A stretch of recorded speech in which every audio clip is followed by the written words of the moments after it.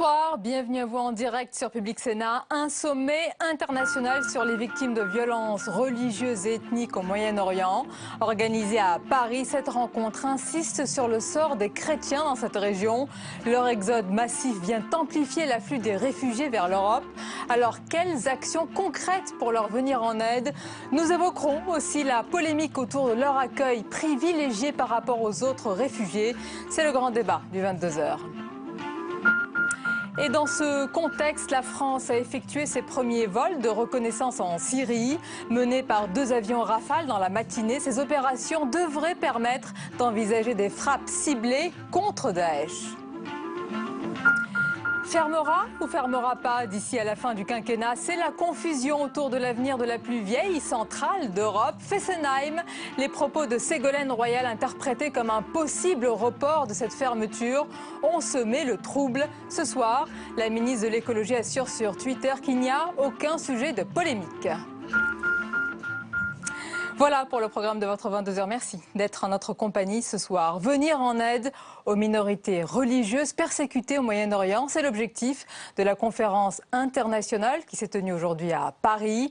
L'exode de ces populations s'amplifie. On voit tout cela avec lui, Sybille. Ils sont chrétiens d'Orient, yézidis d'Irak ou encore kurdes de Syrie. Ils fuient leur pays pour éviter le massacre de l'organisation État islamique. Face à ce drame, la communauté internationale a décidé de réagir. Une conférence a réuni 57 États aujourd'hui à Paris. 25 millions d'euros vont être débloqués pour leur venir en aide. La France a décidé la création d'un fonds national d'urgence d'un montant de 10 millions d'euros pour financer des actions en matière de logement, d'éducation, de santé, de déminage et de lutte contre l'impunité. L'AFD, notre agence française de développement, consacrera 15 millions supplémentaires à des projets au Liban, en Jordanie et en Irak, au bénéfice des réfugiés et des communautés hôtes. Le plan d'action comprend 2 autres volets.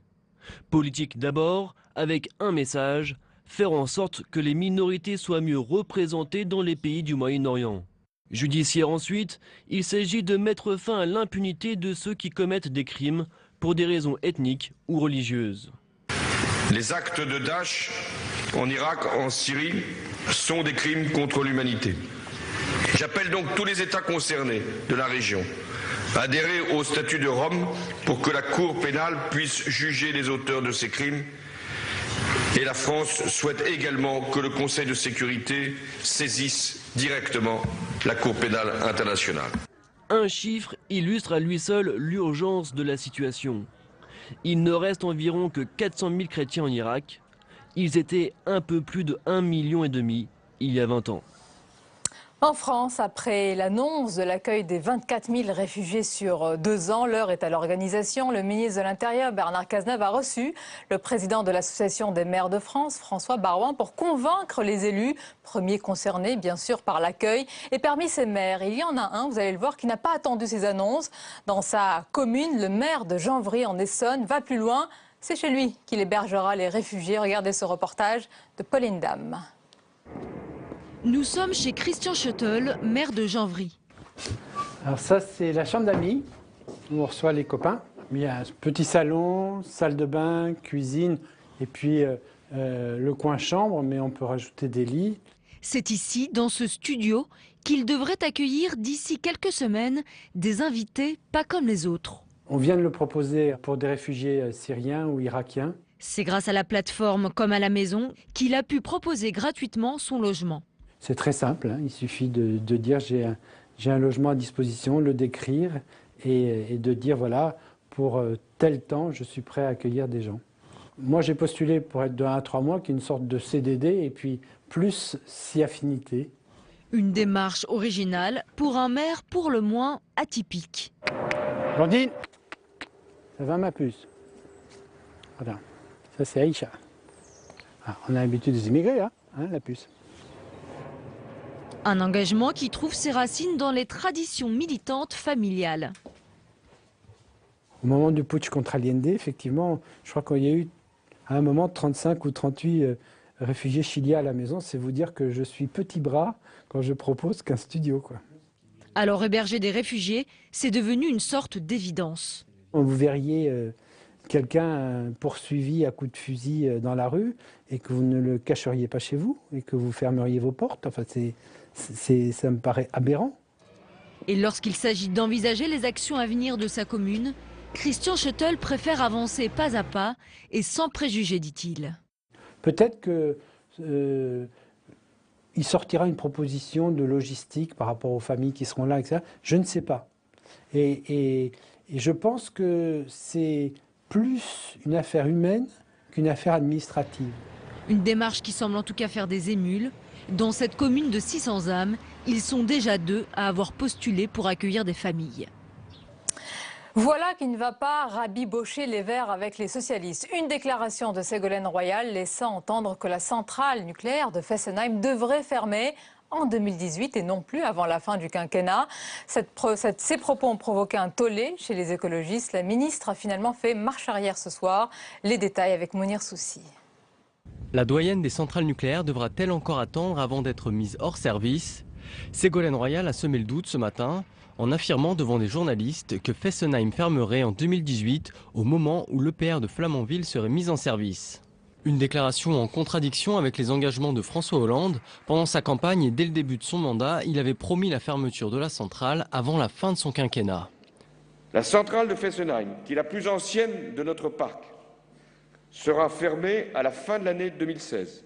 Dans la journée, des sources gouvernementales ont démenti les propos de Ségolène Royal et assuré qu'une fermeture en 2017 reste l'objectif, insuffisant pour calmer les antinucléaires ulcérés par cette sortie.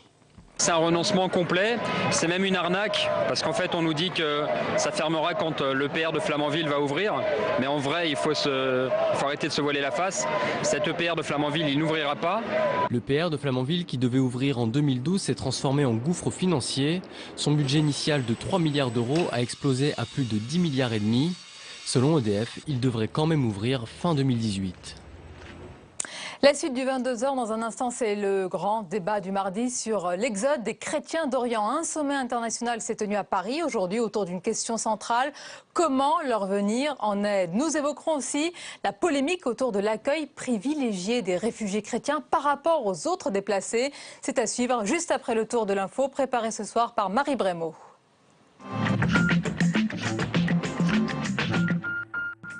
Annoncé hier par le chef de l'État, les premiers vols de reconnaissance sur la Syrie ont débuté.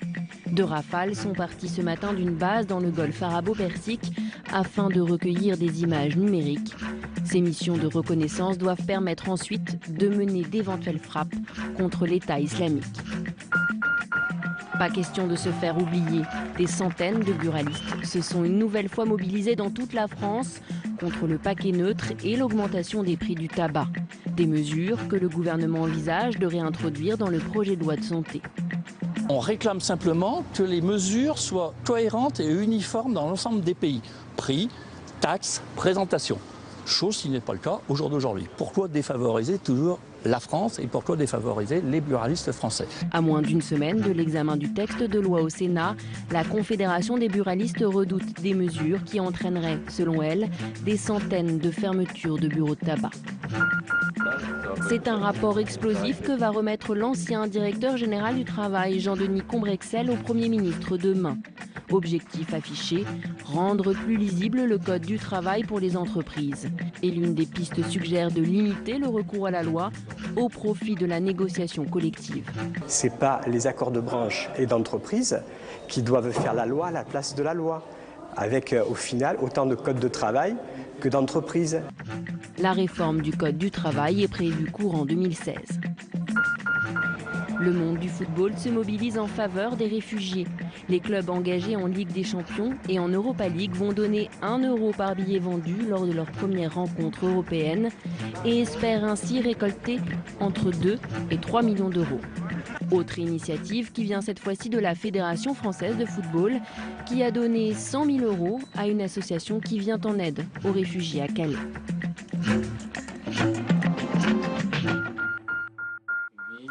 Un sommet international sur les victimes de violences religieuses et ethniques au Moyen-Orient, organisé à Paris. Cette rencontre insiste sur le sort des chrétiens dans cette région et des minorités.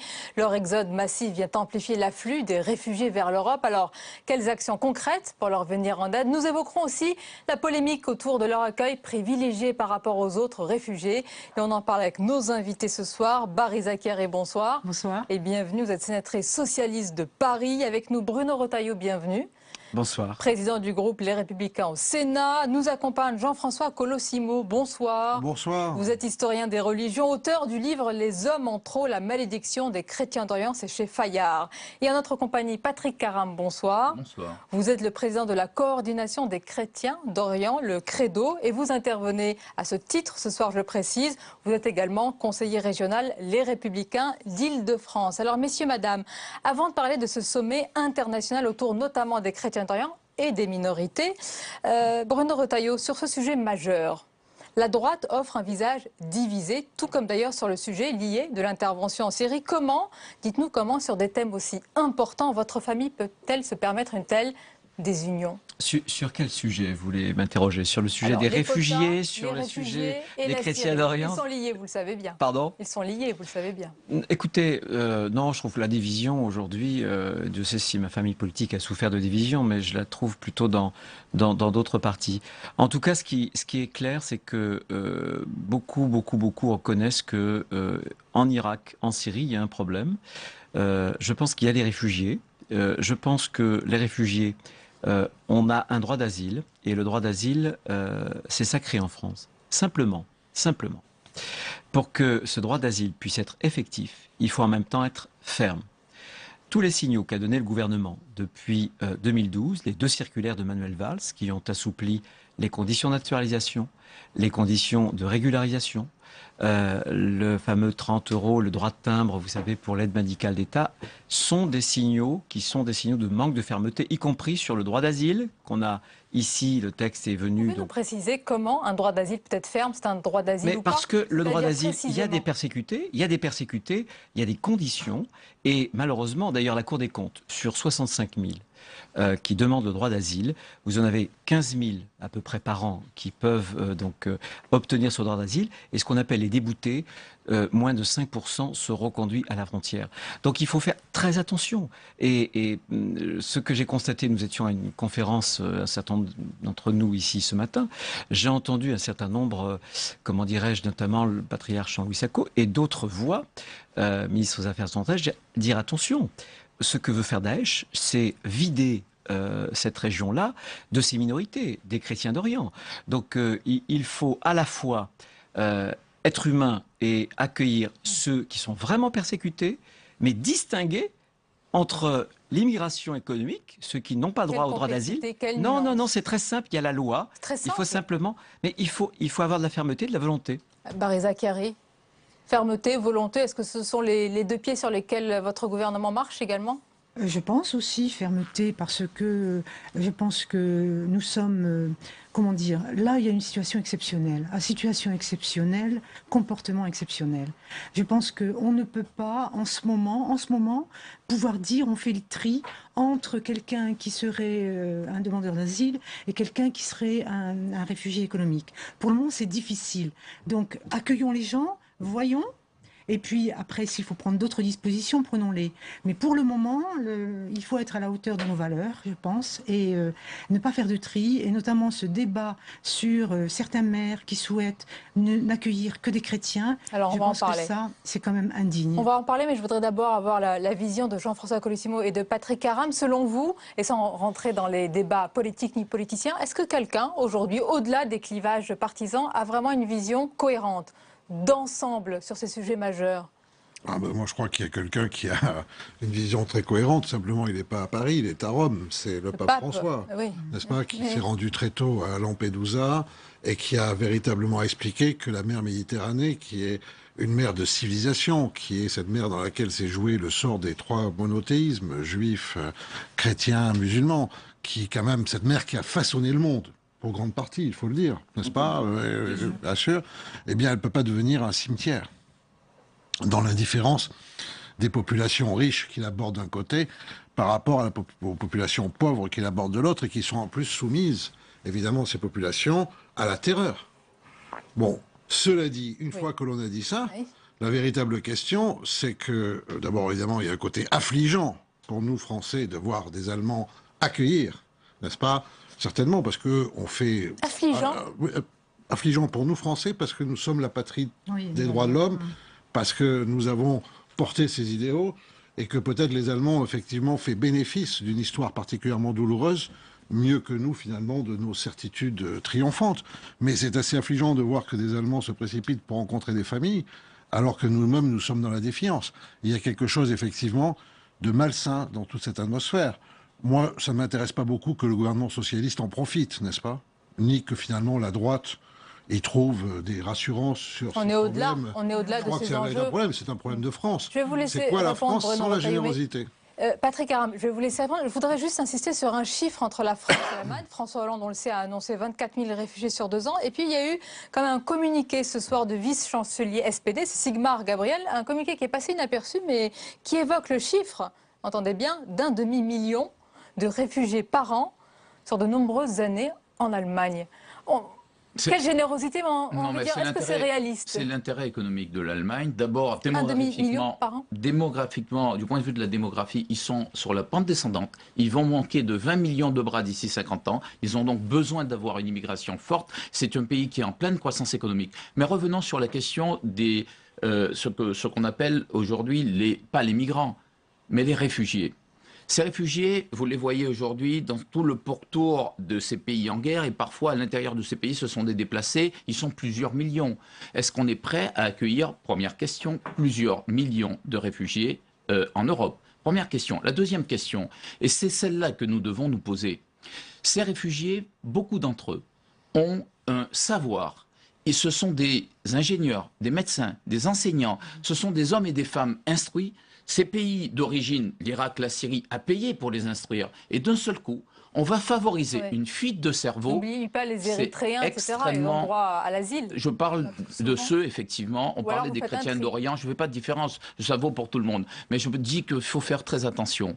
Parce que lorsqu'on accueille des populations éduquées et qu'on les garde sur notre sol, en réalité, on a organisé une fuite des cerveaux, et c'est très grave, parce que lorsque le pays retrouve les conditions de la guerre, ces populations manqueront au développement économique de ces pays. Il faut donc faire très attention, lorsqu'on les accueille, à bien leur dire, et je plaide de la même façon pour les chrétiens d'Orient, que leur place est d'abord et avant tout. On ne peut pas ne pas les accueillir. Ils arrivent sur notre sol. Il faut éviter simplement de le crier haut et fort en faisant comme on le fait, en proclamant qu'on va faire des quotas et que ces quotas vont encore s'élargir. Quel message donne-t-on aux millions de réfugiés qui sont aujourd'hui dans ces camps? Bien, vous vivez mal, vous n'avez même pas des chaussures pour vos gamins qui sont dans la neige. Eh bien, venez en Occident et les choses iront mieux. Ce message-là organise des filières de passeurs. Ce message-là fait qu'aujourd'hui, des gens traversent la Méditerranée au péril de leur vie.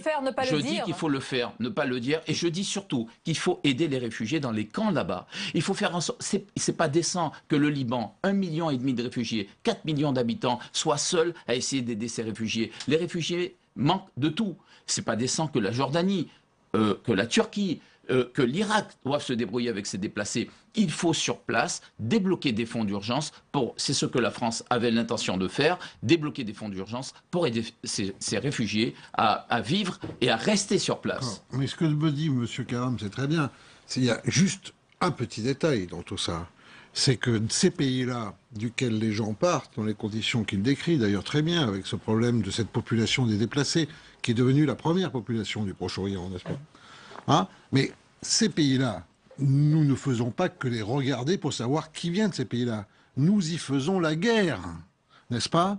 Nous avons bouleversé profondément certains équilibres avec M. Sarkozy, avec M. Hollande, comme si la politique française était devenue totalement aveugle, n'est-ce pas, internationalement, et qu'elle s'était réellement inféodée aux intérêts d'autres puissances, les États-Unis en premier lieu. Et lorsque donc nous voyons des gens fuir et venir vers nous, il faut savoir qu'ils fuient aussi une situation à laquelle nous avons contribué. Si ça on ne le dit pas, on est dans une forme relative de mensonge. Part de responsabilité qu'on entend Sauf qu'il y en a vraiment marre. Se battre la coupe. à longueur de temps, s'accuser de tous les mots. Écoutez, se dire coupable pour la... Attendez, je vous ai écouté... Non, mais attendez, c'est pas se battre la coulpe. Non. Il faut se la battre la coulpe lorsque ça vaut la peine. Je suis prêt à reconnaître, je l'ai souvent dit, je suis prêt à reconnaître, et j'ai été de ceux d'ailleurs, et j'ai été heureux en France, quand Jacques Chirac a refusé en 2003 de suivre les Américains. J'étais très perplexe sur la Libye. Ce que je veux dire,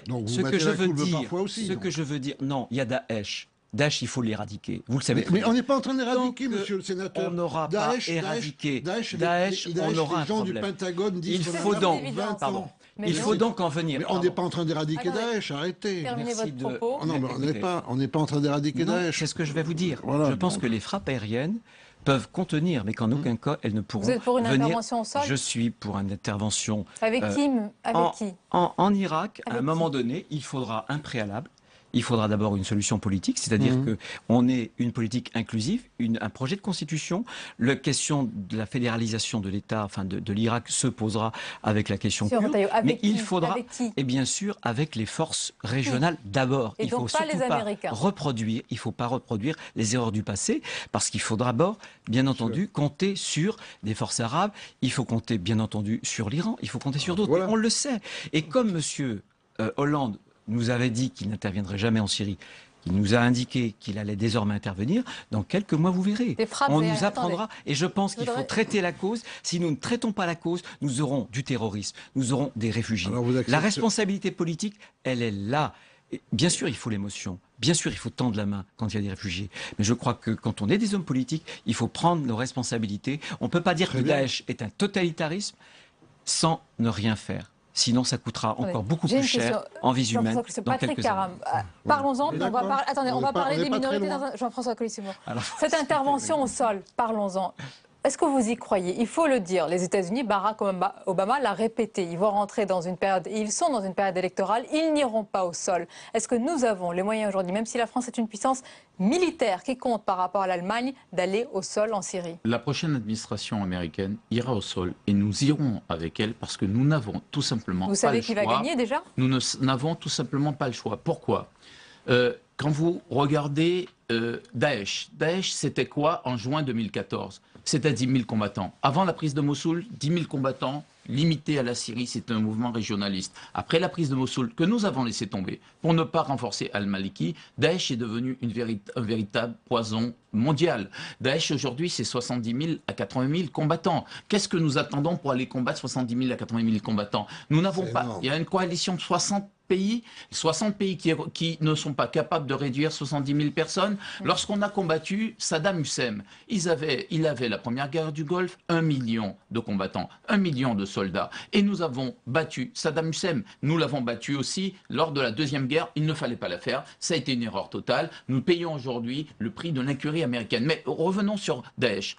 Quelles sont les conséquences de cette gangrène qui menace tout l'Orient? Eh bien, je vais vous le dire, moi. C'est pas simplement la question des migrants et des réfugiés que l'on affronte aujourd'hui. Cette question-là, nous l'avions déjà soulevée. C'est aussi la question de la déstabilisation de toute la zone. Parce que cette déstabilisation se répand. C'est aussi la question des persécutions contre les minorités et contre les chrétiens d'Orient en particulier, qui vont disparaître, faisant disparaître la diversité dans cette région du monde. Et c'est enfin une question qui nous concerne, celle du terrorisme. Ce sont des Français, des milliers de Français qui aujourd'hui subissent la propagande de Daesh et qui basculent. Et cela, il faut qu'à un moment donné, on sache couper le mal à la racine. Ouais, moi, j'ajouterais quand même volontiers à votre liste. Attendez, je vous laisse tout de suite. Dans votre liste, quand même, il faut ajouter, et le problème, que serait des musulmans totalement isolés qui n'auraient d'autre choix que cette conception totalitaire de quelque chose qui n'est pas que l'islam. C'est ça aussi un des grands risques de la région. Il ne faut pas simplement regarder que les minorités. La majorité est elle-même menacée d'une forclusion entre chiites et sunnites. Attendez, s'il vous plaît. Donc, la question de la stratégie de la France est posée. Il y a, dit-on et lit-on, un sursaut diplomatique et stratégique avec quand même ces frappes aériennes. Bariza Chiari, est-ce qu'il y a eu un déclic même au niveau du Quai d'Orsay? Vous êtes une proche de Laurent Fabius, on sait, et on dit que sa stratégie qui a été totalement remise en cause et que finalement François Hollande a suivi, il n'a pas besoin de suivre, mais en tous les cas, plus une ligne pragmatique, celle de Jean-Yves Le Drian. C'est le cas? Écoutez, il y a un principe de réalité qui s'impose aux ministres, comme elle s'impose au président de la République. Mais enfin, je vous rappelle quand même que les Français souhaitaient y aller et que les Américains les ont bloqués à un moment donné. Donc il y a eu une position de repli. On a perdu beaucoup de temps et aujourd'hui, eh bien, il y a eu l'annonce de François Hollande de frappe aérienne. Nous verrons ce que ça donne. Moi, je ne me projette pas dans la future élection américaine pour savoir ce qui va se passer dans 2 ou 3 ans. Aujourd'hui, nous avons des problèmes humains à régler. Et là où je ne suis pas d'accord avec Patrick Caram, pourtant nous aimons beaucoup et nous travaillons ensemble sur ces sujets des minorités, c'est quand il dit ces pays vont perdre de la matière grise, etc. Mais le problème, il n'est pas là aujourd'hui. Le problème, c'est qu'il faut sauver des vies humaines, des femmes, des enfants, et que là où je pourrais être d'accord avec lui, c'est que ces gens ont vocation à retourner, les chrétiens ont vocation à retourner, parce qu'ils sont chez eux, ils étaient là bien avant les musulmans, ils sont chez eux, il y va de l'identité même de cette zone du Moyen-Orient. S'il n'y a pas de chrétiens, s'il n'y a pas de minorité, on ne peut pas ici vouloir faire l'apologie de la diversité et faire en sorte qu'on laisse tuer des gens, qu'on tue, qu'on détruise des églises. C'est l'identité religieuse, culturelle de cette région. Bien sûr, cette biodiversité est indispensable, mais cela dit, pour revenir quand même à des questions plus fondamentales, la vérité, c'est que pour aller au sol, il n'y a que les Iraniens pour y aller. Pour défendre les chrétiens d'Orient, la seule politique... Non, mais vous savez bien que c'est faux. Si vous permettez, je finis. Aujourd'hui, l'Arabie Saoudite au Yémen, aujourd'hui, sur les places d'Aran qui sont sur place, ce ne sont pas les Égyptiens. Mais écoutez, c'est une coalition qu'il faut. Alors, laissez-moi finir. Votre anti-iranisme ne doit pas vous empêcher de... Ah non, absolument pas. Je pense qu'il faut faire en sorte que l'Iran soit avec nous. L'Iran doit être avec nous de son combat, comme la Russie d'ailleurs. Il n'y a pas de solution sans l'Iran, il n'y a pas de solution sans la Russie, il n'y a pas de solution sans Bachar el-Assad. Ça, c'est l'évidence. C'était l'évidence il y a 3 ans. Il y a 3 ans, de toutes les personnes qui connaissaient la région. La politique française a été coup sur coup anti-iranienne, anti-russe et anti-régime alawite, Bachar el-Assad ou un autre. Le résultat de notre position... En fait, elle était suiviste.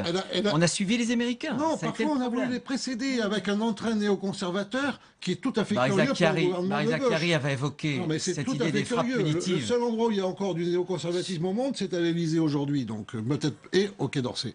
Donc tout ça est quand même très curieux, et la France ne joue pas son rôle. Et c'est parce qu'elle ne joue pas son rôle qu'elle ne sait pas quoi faire aujourd'hui par rapport aux migrants. C'est la même schizophrénie. Il parle droite et gauche, je pense. Non, mais je voudrais ajouter, et voyez, je suis favorable, le moment venu, à une frappe au sol. Parce que on ne pourra pas régler le problème de Daesh sans ça. Simplement, l'histoire nous a appris que les guerres en elles-mêmes ne sont pas des solutions. Il faut qu'elles soient précédées et accompagnées de solutions politiques. Ça signifie que si demain, l'Irak n'a pas une constitution qui reconnaît, qui donne les mêmes droits à tous les citoyens.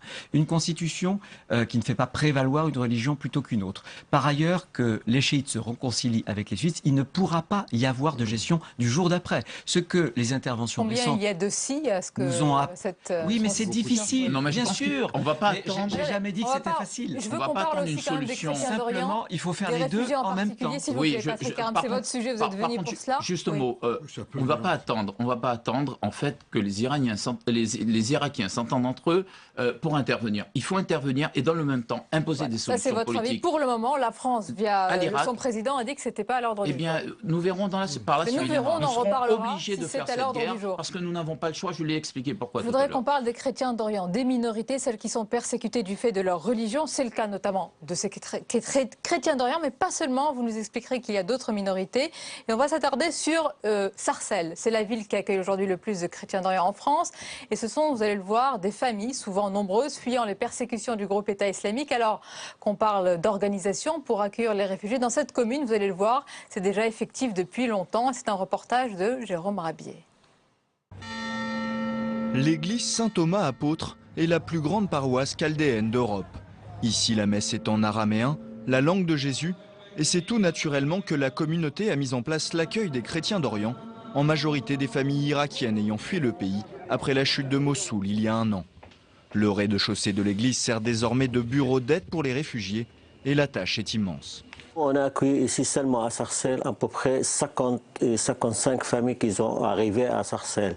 Mais il y a plusieurs qui attendent encore. On a fait des dossiers, ça commence ici par demande de visa. Plus de 200 personnes accueillies et des dizaines d'autres en attente et autant de démarches à faire avec comme priorité le logement. Ça, c'est le dossier d'arrivée ici en France. Ça, c'est les dossiers qui sont logés, qu'on a trouvé de logement. Il y a des qui sont encore en attente. Il y a qui ils ont trouvé de logement chez famille d'accueil hors de Sarcelles. Famille d'accueil, mais aussi pouvoir public, puisque la ville de Sarcelles a mis à disposition des logements et les accompagne dans leur démarche. On a reçu ces familles, on a géré avec l'administration territoriale de l'État le problème des papiers et puis on a mis en place un système pour qu'ils puissent avoir des logements. Voilà, donc on a maintenant 1 an d'expérience où on accueille ces familles, on s'en occupe, on les regroupe et on essaye de régler au fur et à mesure de leurs demandes les problèmes qui sont les leurs. Une année d'expérience qui montre la voie pour d'autres villes qui seront amenées à accueillir des réfugiés pour offrir une nouvelle vie à ces hommes et femmes ayant fui la guerre et ses atrocités. Voilà pour l'exemple de Sarcelles, mais au-delà de Sarcelles, Bruno Retailleau, on va parler dans un instant de ce sommet international qui a eu lieu aujourd'hui à Paris et des mesures annoncées. Il y a une polémique en ce moment sur l'accueil privilégié des chrétiens d'Orient en Europe. Jean-Pierre Raffarin a dit sur notre antenne qu'il comprenait les élus qui privilégient ces réfugiés. Le gouvernement de son côté parle lui de discrimination. Quelle est votre position ? C'est chaque maire qui doit voir. Moi, je pense qu'on a des gens qui sont des réfugiés, qui sont des persécutés. On ne va pas demander l'acte de baptême à tel ou tel. Il y a une réalité aussi, c'est qu'on sait très bien que quand on partage des racines qui sont les mêmes, une culture, c'est sans doute plus facile pour l'intégration. Mais très franchement, je ne me vois pas faire le tri lorsqu'il s'agit de persécuter, évidemment. Et je pense que beaucoup de maires que je connais sont sur cette ligne-là. C'est tout. Simplement, ce que je ne veux pas, c'est qu'on stigmatise les maires. Il y a des maires qui peuvent accueillir, il y a des maires où c'est beaucoup plus difficile d'accueillir. Voilà, il faut je crois que, encore une fois, il y a 2 niveaux. Il y a le niveau national. On doit établir des règles, il y a une politique, etc. Ensuite, il y a les maires. Bon, les maires, je vais vous dire, ils ont tellement de soucis. Beaucoup vont faire des efforts. Il faut aussi que l'État puisse les aider. C'est évident. Est-ce qu'il y a des postures politiques ? Mais vous savez, dans tous les problèmes, il y a des postures politiques. Mais ce que je pense, moi, c'est que distinguons quand on est aux affaires ou dans l'opposition, il y a l'émotion. On doit avoir le cœur tendre. On doit rester avec l'esprit froid et traiter les causes. Il faut à la fois, les conséquences, elles sont là, il faut les traiter. Mais si on ne traite pas les causes, ce sera demain d'énormes problèmes de terrorisme et autres. Donc, sur ce point, vous rejoignez oui, je suis très heureuse d'entendre Bruno Retailleau dire ce qu'il vient de dire. Moi, je pense que je pourrais comprendre un maire qui dit « je ne peux pas accueillir ». Oui, c'est ce que je disais. Voilà, oui. Autant, et je peux comprendre ça, pour des raisons X ou Y, il ne peut pas accueillir. Mais là où je ne peux pas comprendre, c'est quand on dit préférence chrétienne. Je ne peux pas l'entendre parce que ça me fait penser à préférence nationale. Ça voudrait dire qu'il y a une lupénisation des esprits dans notre pays qui s'aggrave de plus en plus. Ce matin, nous entendions, bien sûr, c'était pour les chrétiens d'Orient et les minorités. Mais beaucoup d'intervenants ce matin ont évoqué la question des majorités. Et beaucoup d'intervenants, des chefs de délégation ont dit attention, ce sont les musulmans, les victimes les plus importantes sont les musulmans. Donc dans le lot, dans tout ce qui va arriver, il y aura évidemment des musulmans, il va y avoir des chrétiens, il va y avoir des yézidis, il va y avoir des gens... Mais vous comprenez que parmi l'opinion publique française, on se pose aussi des questions, qu'il peut y avoir une certaine angoisse par rapport à cet afflux et qu'il faudra répondre à certaines questions à un moment donné. Ça veut dire qu'on ne sait pas faire appel à ce qu'il y a de meilleur chez nos compatriotes. Moi, je suis un peu inquiet de la manière dont on voit tout ça, parce que je pense qu'il y a beaucoup d'ignorance. Donc, si on veut accueillir des chrétiens d'Orient, parce qu'on veut faire du white power, qu'on veut être entre chrétiens, etc., c'est oublier que, évidemment, ces chrétiens-là sont des orientaux. Ils sont arabes, ils en sont pas tous. Il y a des Turcs. Les Arméniens. Ils sont là plus de 1000 ans. Non, mais bon, donc, ils sont dans un rapport symbiotique avec la culture musulmane et la culture arabe, souvent beaucoup plus forte, cette relation, qu'avec la culture occidentale. Oui. Ça, c'est un point. Mais d'un autre côté, ne pas vouloir comprendre qu'ils souffrent très particulièrement en ce moment parce qu'ils sont chrétiens et que le mot nous ferait mal à la bouche parce que nous sommes nous-mêmes d'une culture de provenance chrétienne à travers l'histoire, c'est aussi une erreur dramatique. Donc moi, je ne suis pas du tout pour une espèce, entre guillemets, de nazification du chrétien d'Orient. Ils souffrent assez comme ça, on ne va pas leur mettre ça par-dessus. Mais ce n'est pas non plus aussi, parce qu'ils sont chrétiens, qu'ils souffriraient moins qu'ils ne souffrent en réalité.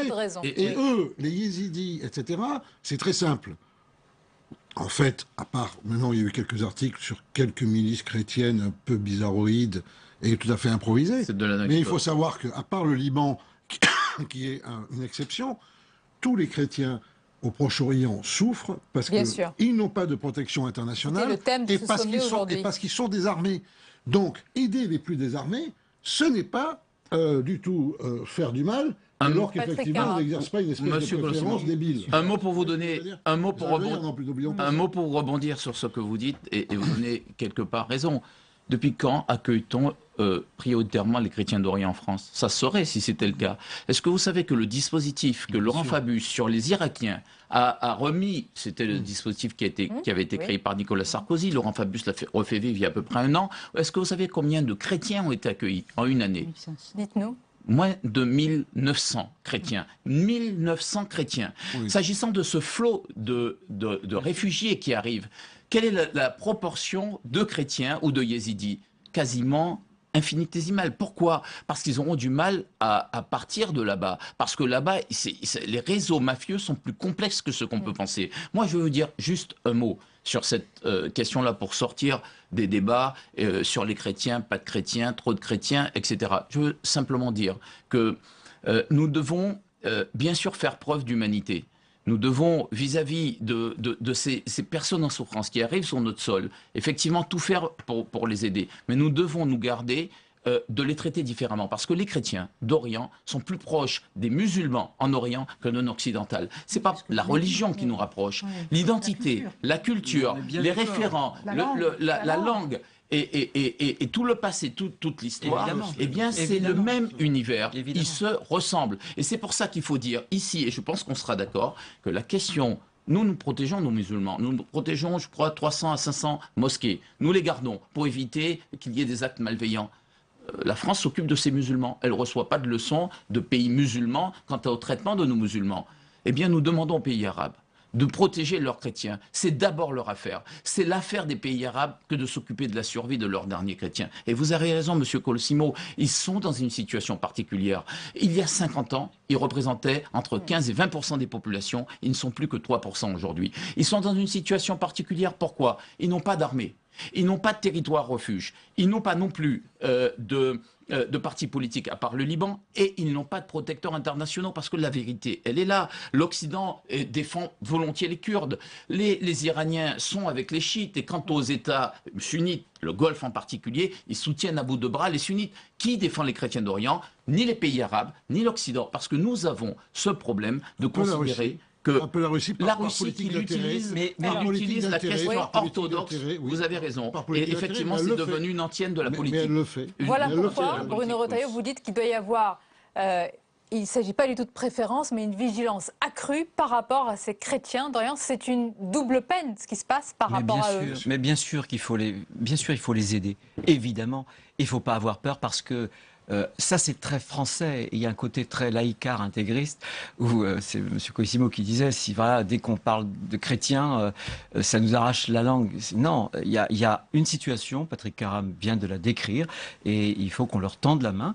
Vous savez que c'est d'ailleurs dans notre diplomatie, depuis des siècles, et depuis la République, et depuis tous les gouvernements de droite et de gauche, une constance, cette espèce de protection un peu spéciale vis-à-vis des chrétiens d'Orient. Au-delà des mots, si on voit les mesures concrètes de ce sommet, je n'ose même pas citer le montant, l'enveloppe qui est débloquée, Barry Zacharie, tellement elle est faible pour ces chrétiens d'Orient. Il y a ces mots, il y a cet engagement, on parle avec le cœur, mais qu'est-ce qu'on fait concrètement pour eux? Ah, quand même, il y a 25 millions d'euros. 10 plus 15, 25 millions d'euros qui ont été débloqués. C'est un début, c'est une première étape. Un début, oui. Écoutez, ce qui est important, c'est pas tant les moyens financiers qui sont mis en œuvre, c'est la prise de conscience. Le fait que Laurent Fabius ait réussi cette conférence internationale, puisqu'il l'a demandé quand nous étions, quand nous présidions le Conseil de sécurité, qu'il ait réussi à l'obtenir, que ça se passe en France. Réussir une réunion, c'est bien. Mais réussir une réunion, c'est bien. Et ce qui est surtout bien, c'est que, enfin, bien ou pas bien, j'en sais rien, que ça rentre en résonance avec toute la question des réfugiés actuellement et la cristallisation qui s'est produite à la suite de ce petit enfant qui est mort sur la plage. Alors, moi, j'ai plaisir à rappeler quand même, quand on parle des chrétiens d'Orient et quand on demande aux pays musulmans d'accueillir les chrétiens d'Orient ou de défendre les chrétiens d'Orient, je veux quand même rappeler qu'il y a quand même quelques siècles, quelques décennies, c'est un musulman, l'émir Abdelkader, qui a sauvé des chrétiens, des milliers de chrétiens de Damas. Absolument. Et moi, je me retrouve dans cet héritage Et c'est la raison pour laquelle le sort des chrétiens d'Orient, des minorités... Mais Barisa, dans de nombreux pays arabes, les chrétiens d'Orient n'ont pas été protégés par leurs États. Malheureusement, parce que souvent, il y a eu une conception qui n'a pas été une conception peut-être occidentale, mais tout simplement égalitaire des droits en et de la Égypte, citoyenneté. les Coptes d'Égypte sont une priorité pour le président Sissi. Il ne s'agit pas de l'islam. C'est un cas particulier. Historiquement, c'est pas du tout ça. Historiquement, je parle de l'actualité. Les chrétiens, non mais historiquement, les chrétiens ont participé au renouveau total de l'arabité, n'est-ce pas? Et en fait, ce sont eux qui ont promu. D'ailleurs, les chrétiens en Orient. Je suis totalement d'accord avec vous. Non, mais c'est pour ça. Non, mais juste relisez l'intervention de général Al-Sisi du mois de décembre. Mais Al-Sisi est dans une guerre contre les frères musulmans. Les chrétiens restent otages même avec Al-Sisi. Les chrétiens sont otages avec Al-Sisi parce que les chrétiens coptes sont en fait pour lui le gage d'une Égypte diverse. Pour l'instant, on va voir quelle va être la politique. Au dernier quart, mais il vaut mieux les chrétiens sont que les frères musulmans. Non, mais bien sûr, les chrétiens sont otages. Non, on va en parler, c'est très important. Les chrétiens sont otages des maires de droite qui ne veulent recevoir que les chrétiens. Jean-François Coppi, Patrick Caram, s'il vous plaît. Sur cette conférence et sur les 35 millions, les 25 millions d'euros. Attendez, les 25 millions d'euros. Attendez, s'il vous plaît, messieurs. Les 25 millions d'euros débloqués dans ce fonds. Alors, quel est l'intitulé de ce fonds? Il faut être attentif. Ce fonds, c'est le fonds pour les victimes des violences ethniques et religieuses. Vous avez bien entendu, on a débloqué de l'argent pour une partie des victimes. Et qu'est-ce qu'on va faire? On ira dans des camps vérifier quelles sont les bons victimes, ceux qui relèvent des minorités, et les autres, ça n'a pas de sens. Les autres, on leur promet quoi? On leur promet l'Occident, la mer de la Méditerranée et l'exil, et on va seulement aider à rester sur place les minorités, ça n'a pas de sens. Une vraie mesure, je salue quand même l'engagement de Laurent Fabius, il a réussi une performance, et Barisa Chiari a raison. Ce qui l'engage aujourd'hui, c'est une graine qui est en train de germer, mais elle est complètement insuffisante. Il faut qu'elle germe. Par contre, ce qui aurait été souhaitable, c'est qu'il convoque une conférence de donateurs pour justement mobiliser de l'argent pour aider tous les réfugiés à rester. C'est une demande que nous faisons depuis longtemps, tous les réfugiés à rester dans la zone. Voilà la solution pour eux. Je voudrais conclure par un tour de table. On a beaucoup parlé de l'Europe, de la France, de l'Allemagne. On a esquissé un petit peu les pays arabes. Bruno Retailleau, il y a eu la Turquie qui a participé à ce sommet. Et Patrick Caram, vous avez été très dur sur la Turquie. Vous avez dit jeu double et trouble, justement. Est-ce qu'il faut aujourd'hui s'asseoir à la table de tous ces acteurs qui sont des acteurs clés? Est-ce que, comme l'a dit Barisa Chiari et François Hollande, surtout lors de sa conférence de presse, oui, il va y avoir des nouveaux acteurs à la table avec la France, la Russie, l'Iran, etc. C'est une nécessité aujourd'hui? Bien sûr, c'est une nécessité. J'ai sur la Turquie, évidemment, un jugement qui est difficile. Et quand ce matin, nous avons entendu le nouveau ministre des Affaires étrangères turc, je peux vous assurer que ces mots ont résonné en moi comme un double langage, parce qu'on voit bien la situation ambiguë de la Turquie. Souvenez-vous de Kobané et désormais la Turquie qui finalement profite de la guerre à Daesh finalement pour faire la guerre aux Kurdes. Simplement ce que je veux dire, c'est qu'il n'y aura pas de solution ni militaire ni politique si l'ensemble des grandes puissances régionales, et la Turquie en fait partie, n'est pas autour de la table. C'est une évidence. Monsieur Colosimo l'a dit. Un double mot, pardon. D'abord, pourquoi les pays arabes du Golfe ne reçoivent pas des réfugiés musulmans? Pourquoi les musulmans ou chrétiens qui viennent et aussi les pays du Maghreb? Deuxième question sur la Turquie. Le double jeu de la Turquie aujourd'hui, le double jeu, c'est un jeu contre l'Occident. Et il faut en avoir conscience et mettre les pendules à l'heure avec ce pays. Merci d'avoir participé à ce débat. Barisa Chiari, Jean-François Colosimo, Bruno Retailleau et Patrick Caram. C'était un plaisir de vous recevoir. On arrive à la fin de cette édition. Merci de votre fidélité. Tout de suite, c'est votre émission politique. Preuve par 3, l'invité, c'est l'ancien Premier ministre et sénateur Les Républicains, Jean-Pierre Raffarin. Je vous dis à demain. Belle et douce fin de soirée en notre compagnie.